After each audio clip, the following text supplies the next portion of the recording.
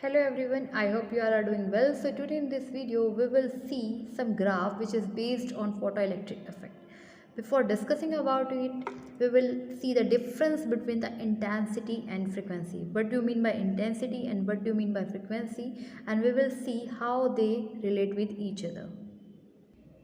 हाँ जी बच्चा, अगर आप इंटेंसिटी के बारे में डिस्कस कर रहे हैं एक्चुअली तो आपको इसकी एक्चुअल मीनिंग को समझना होगा। इंटेंसिटी अगर हम वेरी करते हैं, जैसे हम बोल रहे हैं 10 watt 20 watt 30 what, that means हम उस लाइट की पावर को उसको इंक्रीज करते हैं। वॉट रिप्रेजेंट करता है unit of power, so that means if we talking about the intensity we are talking about the power of that light. And if you talking about the frequency, frequency को vary कैसे करते हैं, जैसे हम बोल रहे हैं we have red light, yellow light, blue light. So अगर हम फ्रीक्वेंसी के बारे में डिस्कस कर रहे हैं, दैट मीन्स हम एक definite amount of frequency definite कर रहे हैं। दैट मीन्स हम किसी पर्टिकुलर, जैसे लाइट के बारे में डिस्कस कर रहे हैं, रेड येलो लाइट। अब हम देखेंगे कि किस तरीके से इंटेंसिटी आपके ग्राफ में इन्वॉल्व होती है और किस तरीके से फ्रीक्वेंसी आपके ग्राफिकल स्ट्रक्चर में इन्वॉल्व होती है। हाँ जी, इसको बहुत ही सिंपल लैंग्वेज में हम अंडरस्टूड कर सकते हैं like this. When you are changing the colour of light, means जब आप लाइट के कलर को चेंज कर रहे हैं, that means you are changing the frequency of incident light. And when you are changing the amount of light like 10 watt 20 watt 30 watt, this means you are changing the intensity of light. So change in color correspond to changing frequency and the change in amount of that light correspond to changing intensity. हाँ जी बच्चा, so now we are going to understood the difference between the two. Let's see. When you are seeing the color is changing, that means the frequency of light is going to change. ठीक है, when we are discussing about red colour, blue colour, yellow colour, that means उसकी frequency change हो रही है। और frequency change होने से क्या होता है, we have an relation that E is equal to h mu. Frequency is directly proportional to the energy. यहाँ पे जो एनर्जी हम डिस्कस कर रहे हैं एक्सपेरिमेंट में, we are talking about the kinetic energy. That means अगर आपकी फ्रीक्वेंसी चेंज होगी तो काइनेटिक एनर्जी भी चेंज होगी। आपकी फ्रीक्वेंसी इंक्रीज होगी तो काइनेटिक एनर्जी इंक्रीज होगी। अगर फ्रीक्वेंसी डिक्रीज होगी तो काइनेटिक एनर्जी डिक्रीज होगी। देखिए ये कैसे हैं, डायरेक्टली प्रोपोर्शनल टू। अगर ये इंक्रीज होगी तो ये भी इंक्रीज होगी, और अगर ये डिक्रीज होती है तो ये भी आपकी क्या होती है, डिक्रीज होती है। हाँ जी, now we will discuss about the change in amount of light. That means अगर हम इंटेंसिटी के बारे में बात कर रहे हैं, change in amount of light we are discussing like you have taken like 10 watt 20 watt 30 watt light, तो आपने उसकी इंटेंसिटी को चेंज किया। Intensity is nearly equal to that of power. Generally power क्या होता है, power is written as a work upon time and work done we have force into displacement. यहाँ अगर हम डिस्कस करें एक्सपेरिमेंट के केस में, तो हमारा फोर्स कौन लगा रहा है, पोटेंशियल। जो भी बैटरी हम जो यूज़ कर रहे हैं उसी का पोटेंशियल वहाँ पे चार्जेस पे फोर्स लगाता है। एस डिस्प्लेसमेंट किसका हो रहा है, चार्जेस का। And with respect to time, कौन से चार्ज हम यहाँ कंसिडर कर रहे हैं, here we are considering the electrons. We have a relation between current and E, that I will equal to NEA VT and I is also equal to charge upon time. हाँ जी, charge generally अगर आप electron basis कर रहे हैं तो वही यहाँ पे अगर आप देखते हैं, देखिए अगर आप चार्ज जनरली आप देखिए कहाँ से इंक्रीज़ का केस अगर हम लें, इफ़ वी से अगर यहाँ पे हम देखते हैं अमाउंट ऑफ लाइट इंक्रीज़ हुई, हम चेंज नहीं करें, हम बोल रहे हैं इंक्रीज़ हुई। मान लीजिए आपकी इंटेंसिटी 10 से 20 हो गई, ठीक है, 10 से 20 और यू कैन से 20 to 30 कुछ भी कंसिडर कर लीजिए। दैट मीन्स अगर आपकी इंटेंसिटी इंक्रीज़ कर रही है, ठीक है, इंटेंसिटी अगर आपकी इंक्रीज़ कर रहे हैं, इंटेंसिटी के इंक्रीज़ करने के साथ साथ अगर आप रिजल्ट वाइज देखते हैं, इंटेंसिटी हमने कहा nearly equal to power, that means आपके number of charge particles, generally हम बात करें इलेक्ट्रॉन्स की, इनके नंबर्स क्या कर रहे हैं, इंक्रीज़ कर रहे हैं। ठीक है, ई की वैल्यू जो चार्जेस हैं ये इंक्रीज़ कर रहे हैं। देखिए क्यों इंक्रीज़ करता है, जैसे ऑब्वियसली जो आप चार्ज ले रहे हैं, इलेक्ट्रॉन ले रहे हैं, ठीक है, आप उससे मेंशन कर लीजिए, तो वो भी आपके क्या करेंगे, इंक्रीज़। अब चार्जेस इंक्रीज़ करने से लास्ट में आपका क्या इंक्रीज़ करेगा, करंट। जो यहाँ पे आई रिप्रेजेंट कर रहा है वो करंट को रिप्रेजेंट कर रहा है बेटा। तो we have an relation that whenever there is increase in intensity, that means increase in the number of charge carrier, which we are taken here the electron. Increase in the number of charge carrier correspond to increase in the current. And when, let's see the another case in case of frequency. Whenever there is increase in frequency, if we say कि frequency is increasing, that there must be energy is also increases. यहाँ पे energy generally हम electrons की बात करते हैं और कौन सी एनर्जी लेते हैं, we are talking about the kinetic energy. तो जनरली केस में अगर आपको ये बोला जाए कि फ्रीक्वेंसी इंक्रीज कर रही है, that means kinetic energy of electrons increase करेगी, ठीक है। और अगर आपको बोला जाए इंटेंसिटी इंक्रीज कर रही है, that means the number of charge carrier, current in the circuit is going to increase. हाँ जी बच्चों, part 3 firstly we will see that the effect of intensity of light on photo electric effect. देखिए क्या है, हम क्या कर रहे हैं, जब इंटेंसिटी का इफेक्ट देख रही हैं तो हम एक चीज़ को, मतलब हम दो ही चीज़ों के बारे में डिस्कस कर रहे थे, दो ही मैटर कर रहा था, इंटेंसिटी एंड फ्रीक्वेंसी। तो हम फ्रीक्वेंसी को क्या रख रहे हैं, constant. Keep the frequency of incident radiation and the accelerating potential difference between the two electrode fixed and increase the intensity of incident radiation on the plate C. Generally समझिए, जब आप इंटेंसिटी को increase करते हैं, intensity को increase करने का मतलब क्या है, आप किसको इंक्रीज कर रहे हैं, आप नंबर ऑफ इलेक्ट्रॉन्स को, करंट को इंक्रीज कर रहे हैं। बेटा आपका करंट देखिए किसके बीच में, हम we are discussing about the photo electric current and intensity. अभी हमने इससे पहले ये डिस्कस किया था, इंटेंसिटी इंक्रीज होती है, number of charge particle increase होते हैं, दैट मीन्स आपका करंट इंक्रीज होता है। हाँ जी, तो आप यहाँ पे देख रहे हैं जैसे जैसे आप इंटेंसिटी इंक्रीज करते हैं आपका करंट इंक्रीज हो रहा है। It is found that the photo electric current increases linearly with the increase of incident radiation. Conclusion क्या है, it implies that the number of photo electron emitted per second is proportional to the intensity of incident radiation. ये experimentally देखा हमने, equation के according भी यहाँ पे obtain कर लिया था कि जब आपकी इंटेंसिटी इंक्रीज होती है, intensity is nearly equal to the power, that means जब आपकी इंटेंसिटी इंक्रीज हो रही है आपके number of charge particle increase हो रहे हैं। Number of charge particle increase होने का मतलब क्या है, आपकी करंट इंक्रीज हो रहा है। Is it clear to everyone? The next we have the effect of potential of plate A with respect to plate C. Keep the intensity and frequency of incident radiation fixed and then increase the positive potential on plate A gradually. Basically क्या करना है आपको, intensity and frequency को fix रखना है और positive potential increase करना है plate A पे. As we all know that the positive attract the negative. That means ये जो positive plate होगी वो electrons को अपनी तरफ attract करेगी. अब क्या हो रहा है, as we all know the relation that V is directly proportional to I. जैसे ही आप voltage increase करते हैं बेटा, वैसे वैसे आपकी करंट की वैल्यू इंक्रीज करती है। इसलिए ग्राफ में आप देख रहे हैं यहाँ पे जो करंट है वो आपका इंक्रीज होता जा रहा है। यहाँ पे आपने कोई इफेक्ट नहीं किया है किसकी तरफ, स्टॉपिंग पोटेंशियल की तरफ। सभी केसेस में आपका स्टॉपिंग पोटेंशियल की वैल्यू सेम रहेगी। You are changing the positive voltage, that's why there is an increase in the value of current. हाँ जी, now the question arises why this stopping potential value will remain same in each cases, whether you have I1 current, I2 current and I3 current, because this stopping potential value doesn't depend upon the amount of current. This depend upon the velocity of electron. We have an equation that on work function यहाँ हम discuss करें कि जब यहाँ से क्या कर रहे हैं, हम स्टॉपिंग पोटेंशियल को कैलकुलेट कर रहे हैं। We have an very good equation that E V naught will equal to half m v square. हाँ जी बेटा, E V naught equal to half m v square which represents the work done by the stopping potential on the fastest electron must be equal to its kinetic energy. मतलब ये जो stopping potential की value है आपकी, ये depend करती है maximum kinetic energy पे, जनरली उस इलेक्ट्रॉन की वेलोसिटी के ऊपर। जो भी इलेक्ट्रॉन बहुत फास्टली मूव कर रहा है उसकी वेलोसिटी पे डिपेंड करती है, neither depend upon the number of electrons, because current is charge upon time. Charge हम यहाँ डिस्कस कर रहे हैं इलेक्ट्रॉन्स के बारे में, तो जो आपकी स्टॉपिंग पोटेंशियल की वैल्यू है वो इलेक्ट्रॉन के ऊपर डिपेंड नहीं करती, चार्जेस पर डिपेंड नहीं करती, बट इलेक्ट्रॉन की वेलोसिटी के ऊपर डिपेंड करती है। That is why the V naught will remain same in all the cases, whether you are increasing the current or decreasing the current. The value of potential, stopping potential will remain same in each case. And so next we have to discuss about the effective frequency of the incident radiation. In this graph, we have taken the graph between the photoelectric current and the potential. Hanji, across this we have the positive potential and from here we have the negative value of potential. This V0, V02, V03 represents the stopping potential of first, second and third. Hanji, in this graph, we see that when radiations of fixed intensity and different frequency incident on plate C, basically जो experiment हम अभी explain कर रहे थे, in a photoelectric experiment, we have two type of plate, plate C and plate A. We are inciding that radiation और plate सी। अब क्या discussion हो रहा है, यहाँ बोल रहे हैं कि जो आप रेडिएशन उस प्लेट सी के ऊपर इंसिडेंट करा रहे हैं उसकी क्या होनी चाहिए, हम वहाँ पे इंटेंसिटी को फिक्स कर रहे हैं और डिफरेंट फ्रिक्वेंसीज को यूज़ कर रहे हैं।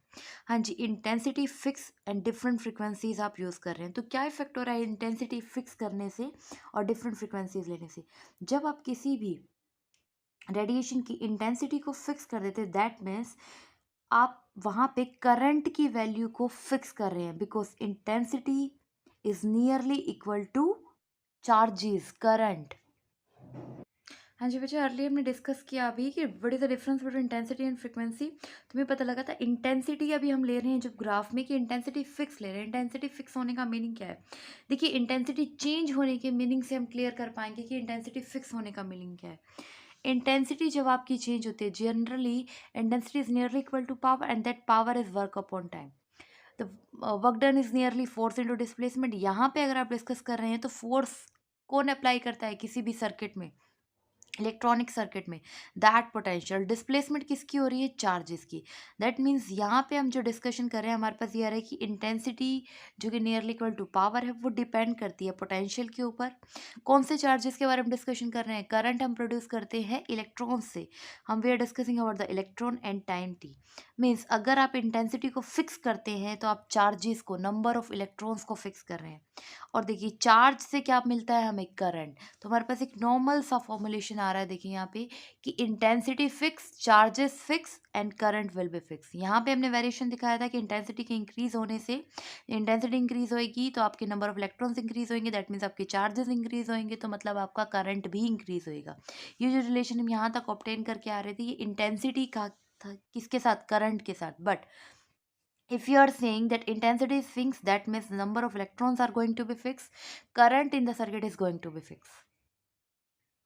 हाँ जी, इंटेंसिटी फिक्स होने के साथ साथ आप डिस्कशन कर रहे हैं यहाँ पे डिफरेंट फ्रिक्वेंसीज का। डिफरेंट फ्रिक्वेंसी का मतलब क्या है? देखिए, फ्रिक्वेंसी के चेंज करने से क्या इम्पैक्ट आता है। जैसे आप डिफरेंट डिफरेंट फ्रिक्वेंसी लेंगे, as you all know that energy is equal to h mu. Energy आपकी एच म्यू के इक्वल होती है, that means energy is directly proportional to frequency.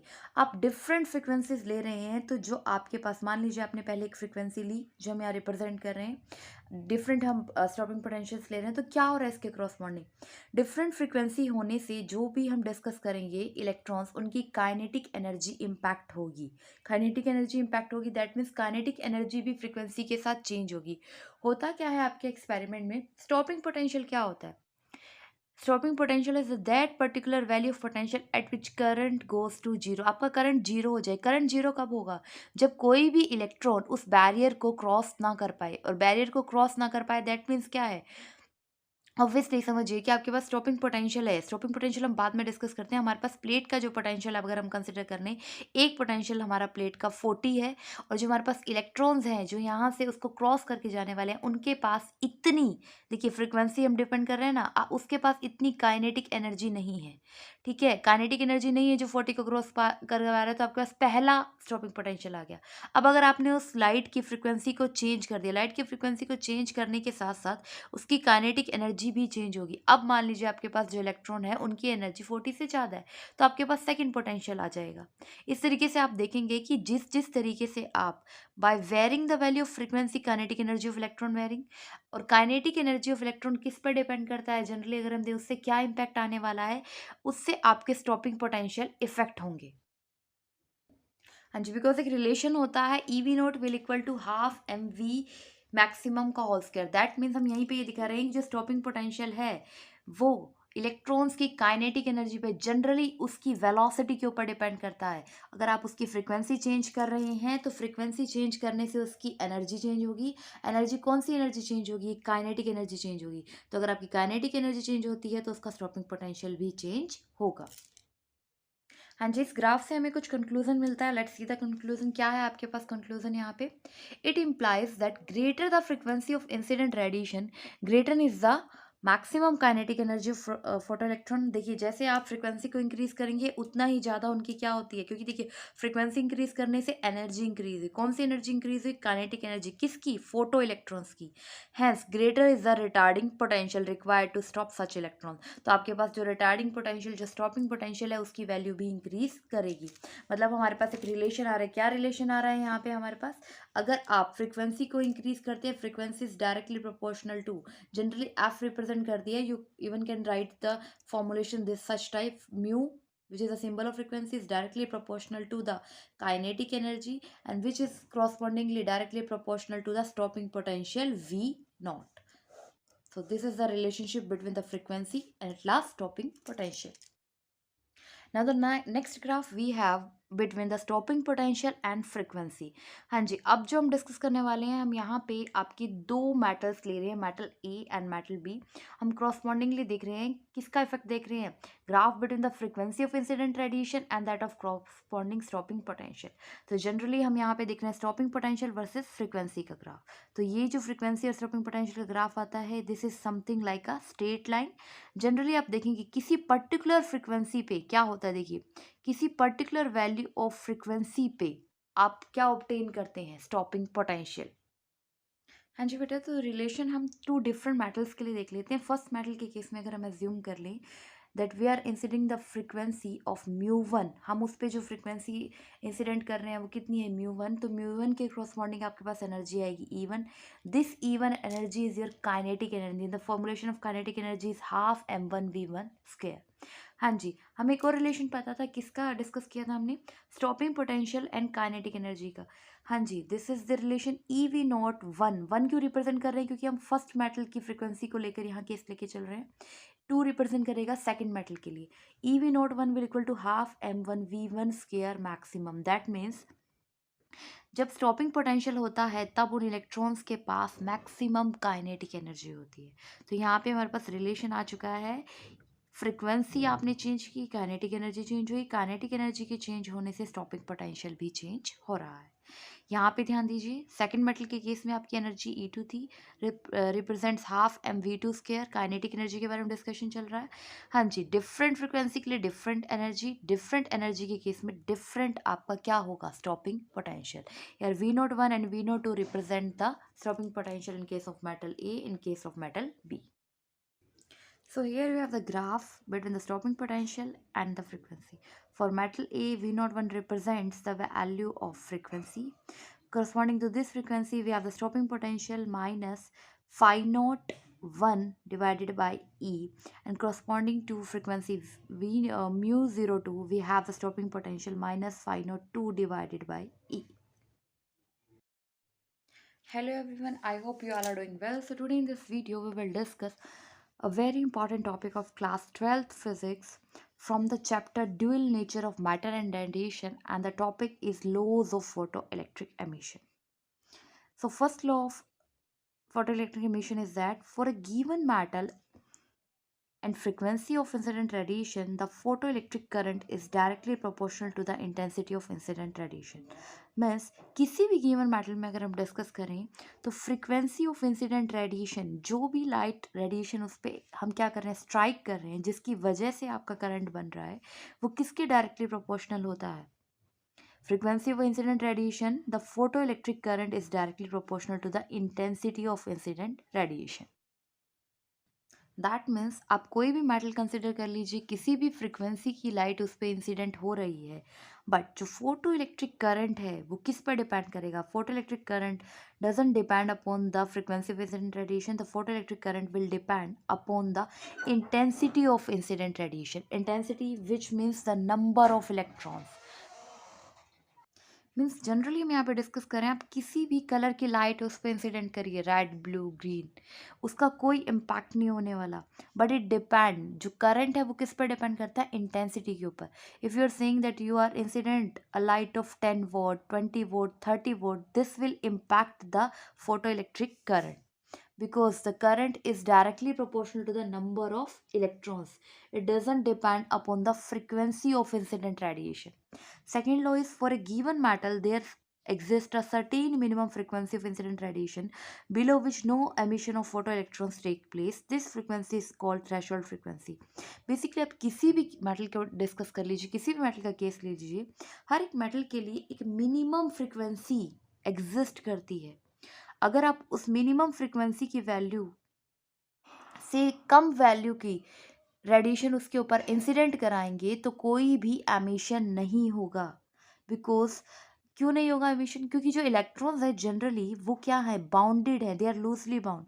अब वो इलेक्ट्रॉन्स आप सपोज कर लीजिए, अगर वो 20 इलेक्ट्रॉन वोल्ट की एनर्जी से बाउंडेड है और आप उसके ऊपर जो एनर्जी स्ट्राइक कर रहे हैं, इंसिडेंट रेडिएशन फ्रीक्वेंसी देखिए क्या होता है, फ्रीक्वेंसी का एक रिलेशन एनर्जी के साथ है, energy will equal to h mu. Means आपने एक पर्टिकुलर वैल्यू ऑफ फ्रीक्वेंसी दी, आपके पास पर्टिकुलर वैल्यू ऑफ एनर्जी आई। अब अगर वो एनर्जी उस बॉन्ड को ब्रेक करने के लिए कैपेबल नहीं है तो फोटो इलेक्ट्रॉन एमिट नहीं होने वाले। इसलिए आपको एक मिनिमम सर्टेन वैल्यू चाहिए फ्रीक्वेंसी की, जिससे कि आप उन इलेक्ट्रॉन्स को एमिट करा पाए, and that frequency value is known as your threshold frequency. Another is above the threshold frequency, the maximum kinetic energy of emitted photoelectron is independent of the intensity of incident light, but depend only upon the frequency of incident radiation. हाँ जी, जो आपकी threshold frequency है वो सिर्फ आपको किस लिए चाहिए, इलेक्ट्रॉन्स को एमिट कराने के लिए। आपकी जो काइनेटिक एनर्जी है बेटा वो फ्रीक्वेंसी पे डिपेंड करती है, ठीक है, इंटेंसिटी पे डिपेंड नहीं करती। We have the relation that energy will equal to h mu, that means energy is directly proportional to frequency. तो मैक्सिमम काइनेटिक एनर्जी यहाँ पे जो हम डिस्कस करें, एनर्जी कौन सी एनर्जी डिस्कस कर रहे होंगे, obviously we are discussing about the kinetic energy. देखिए पहले तो हम चाहते हैं कि फोटो इलेक्ट्रॉन क्या हो जाए, डिटैच हो पाए, दैट मीन्स अपना बॉन्ड तोड़ पाए, वो एमिट हो पाए। अब फोटो इलेक्ट्रॉन एमिट होने के बाद हमारा प्रोसेस क्या है, उनको क्या करना, एक्सेलरेट करना, चलाना। तो उसके लिए आपको क्या चाहिए, जो मैक्सिमम काइनेटिक एनर्जी है उनके चलने वाली एनर्जी, काइनेटिक एनर्जी आपकी फ्रीक्वेंसी पे डिपेंड करती है, neither it depend upon the intensity. Another law is it is an instantaneous process. Of course it is an instantaneous process because यहाँ पे कोई टाइम लैग नहीं होता, जैसे ही रेडिएशन स्ट्राइक करती है वैसे ही एमिशन ऑफ फोटो इलेक्ट्रॉन्स होता है और आपका करंट बनना स्टार्ट हो जाता है by applying some stable value of potential.